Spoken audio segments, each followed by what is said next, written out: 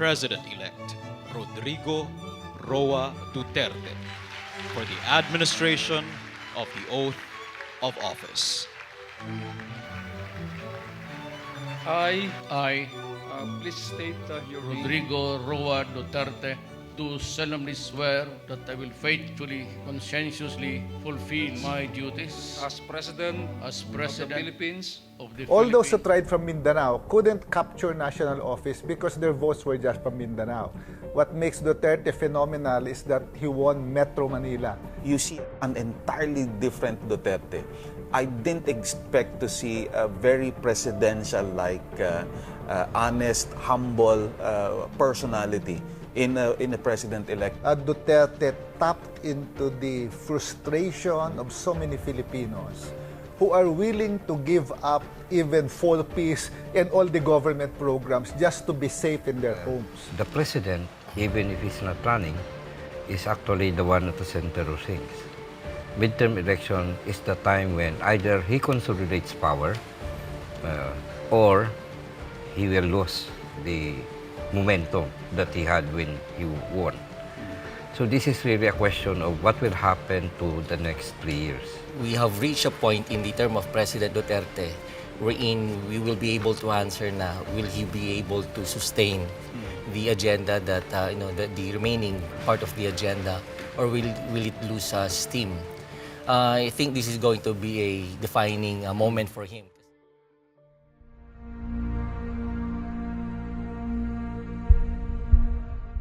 Why am I here? Because I am ready to start my work for the nation.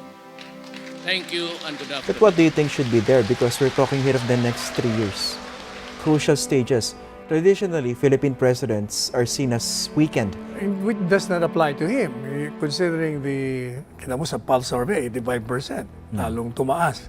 Ang concentration niya kasi ngayon, nakikita ko, yung ganun pa rin, sa drugs, sa corruption. I think last time he made very bold statements regarding his drug war, unrelenting.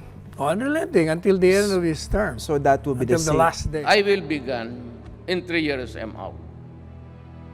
But I leave you two statements that is really very important for governance. If we cannot have law and order in this country, and if the Filipino people would allow corruption still in government, my God,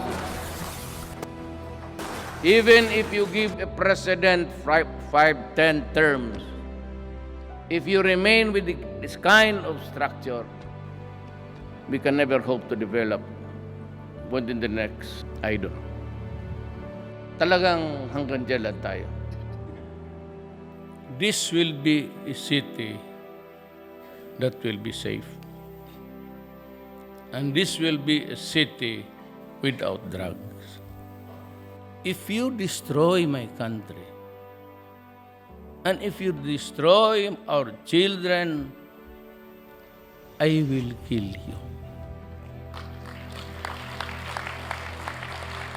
What would you say is the overarching message of the President's fourth SONA? It's going to be about the Duterte legacy.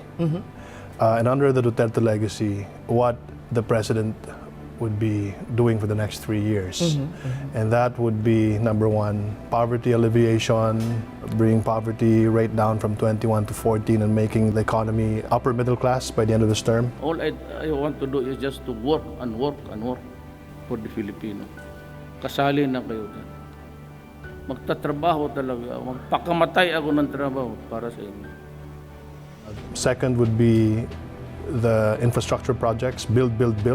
Kasi alam mo, Linda, you really have to have hard infrastructure projects at the end of the day.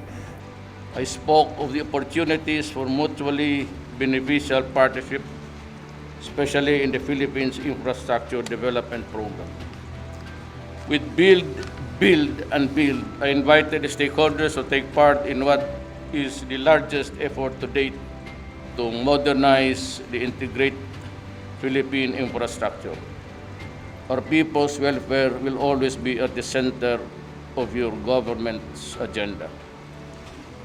As your president, my mandate is not only to build infrastructure, but it is to build a strong and progressive nation. And thirdly, there's the peace and order, highlighting the National Task Force to end local communist armed conflict, because you can never have progress without peace and order. And I think dyan tututok ang presidente sa tatlong mensahe. Let our voices be heard and disseminate what's really happening in our communities, that it is the communist part of the Philippines who oppressed us, who killed us, and it's not our government. They are using our struggles to deceive the Filipino Americans, even the American citizens, to gain funds and support, to strengthen their armed wing of the Communist Party. Karon ng anime is in danger. Pero why are we doing this? We are doing this not for ourselves, but for our tribe, for our community, for the entire indigenous peoples in the Philippines, for the next generation. Because I don't want the next generation to suffer what we have been through for the past 50 years. Hinaot nga kami matabangan. Daghang salamat. Kaya kayo, kung hindi kayo sigurado kung saan kayo, tumabi muna kayo. At this time, that it's too late to be talking about peace. Marami na akong patay na sundalo, pati pulis. I will not talk to you. Anong sabihin ng mga tao, yung mga leader nila, wala akong pakialam. So, yung mga haka-haka kanina about talking about peace, forget it. I am not ready to talk to any terrorist. But what's really important is how the president will be able to also send the message again to the entire nation about our independent foreign policy, being friends to all and enemies to none. And it's really worked on our side so far. We've received good trading deals between the Philippines and China. We've received more economic packages from Japan. Our economy looks great. Different investors from different countries are investing in the Philippines. The president would always tell us in the cabinet that the ultimate public that he is responsible for, the Filipino people.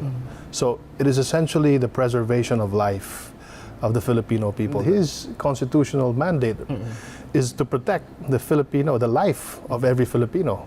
I consider it a privilege to stand before you today as we honor the extraordinary heroism of countless Filipinos who have faced seemingly insurmountable odds in defense of this nation and the values that it stands for.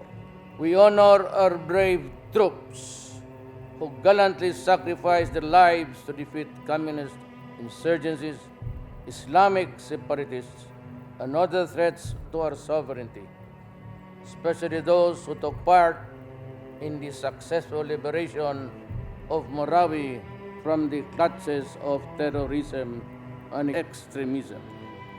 We honor our overseas Filipino workers who, while enduring the hardships of working away from their homeland, have contributed to our national development while providing the needs of their loved ones.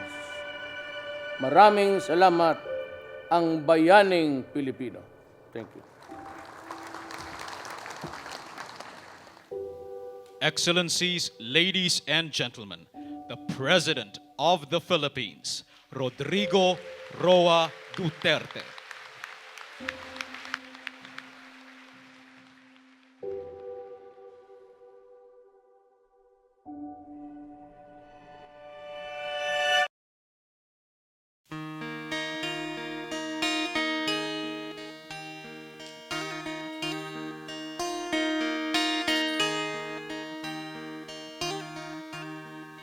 Ikaw ang Pangulo para sa pagbabago. Sawa na ang bayan ko sa magnanakaw na trapo.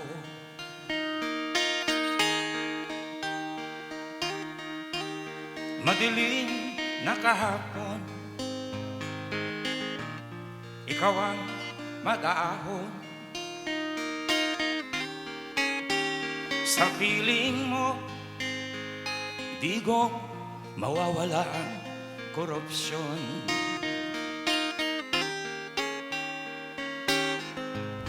Tayo na, Pilipinas, tayo na magbago. Hawak kamay tayo para sa pag-asenso. Ikaw at ako, tayong lahat kay Rodrigo Duterte, para sa tunay na pagbabago.